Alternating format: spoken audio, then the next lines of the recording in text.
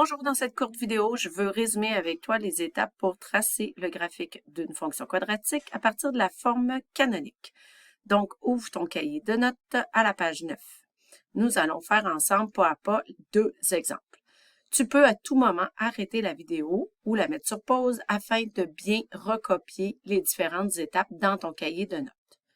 Je vais vérifier ce travail à mon retour. Donc, premier exemple, je te demandais ici d'aller dans ta situation, tracer la fonction f de x. Première chose à faire, c'est d'aller identifier les trois paramètres. Le paramètre a ici est absent, donc c'est 1. Le paramètre h, c'est 2. Et le paramètre k, c'est moins 9. Tu peux donc déduire des trois paramètres que le sommet va avoir les coordonnées 2, moins 9, que l'équation de l'axe de symétrie, qui est toujours x égale à h, dans ce cas-ci, ça va être x égale à 2, et il va te manquer au moins une autre valeur pour aller tracer le graphique. Donc, moi, je te conseille toujours d'aller chercher l'ordonnée à l'origine, donc la valeur du y quand x vaut 0. Donc, tu prends ton équation, tu remplaces ton x par 0 et on déduit que c'est moins 5.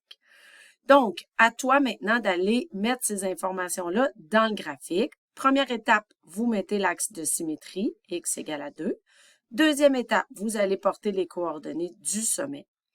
Troisième étape, tu vas positionner le point 0, moins 5 qui est l'ordonnée à l'origine. Et là, vous savez qu'avec l'axe de symétrie, tu peux toujours avoir ton petit point bonus de l'autre côté. Donc, dans ce cas-ci, c'est le point 0,5 par symétrie va devenir le point 4, moins 5. Et ensuite, par élégance, on aime toujours avoir 5 points. Moi, j'ai été chercher mes abscisses à l'origine avec une nouvelle démarche que je vais voir dans les prochains cours, mais tu pourrais utiliser n'importe quel autre point, donc remplacer le x par une valeur de 3 ou 4, 5, donc pour aller chercher un point dans cette portion-là de la parabole, et tu remplaces dans ton équation le x par le x que tu as choisi, puis tu trouves son y. À partir du moment où tu as trouvé ton point, bien, tu peux toujours aller chercher son symétrique. Voici le premier exemple. Deuxième exemple, c'est la fonction g de x. Donc, je te rappelle que tu peux arrêter la vidéo pour faire l'exemple dans tes notes de cours. Donc, ici, la deuxième fonction, c'est g de x. Donc, en premier, tu trouves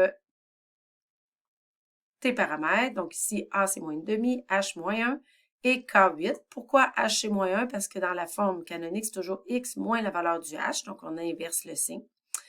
À partir des paramètres, on peut déduire les coordonnées du sommet, l'axe de symétrie, qu'on peut aller mettre directement dans notre plan cartésien.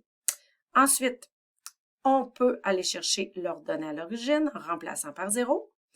Et lorsqu'on a ces informations-là, l'axe de symétrie, le sommet et l'ordonnée, on peut aller chercher son point bonus. Ensuite, pour l'élégance de la courbe, ce serait bien d'aller chercher d'autres points. Donc, à toi de jouer. Moi, ici, j'ai fait l'exemple en remplaçant x par 2. Donc, tu peux prendre 2 ou toute autre valeur. Donc, j'ai remplacé x par 2. J'ai fait l'évaluation, ça m'a donné 3,5 et je suis allée chercher son symétrique. J'avais aussi été chercher mes abscisses à l'origine. Je te montrerai dans d'autres périodes de comment aller chercher de façon efficace mes abscisses. Donc, prenez le temps, appuyez sur pause et retranscrivez les étapes ainsi que le graphique.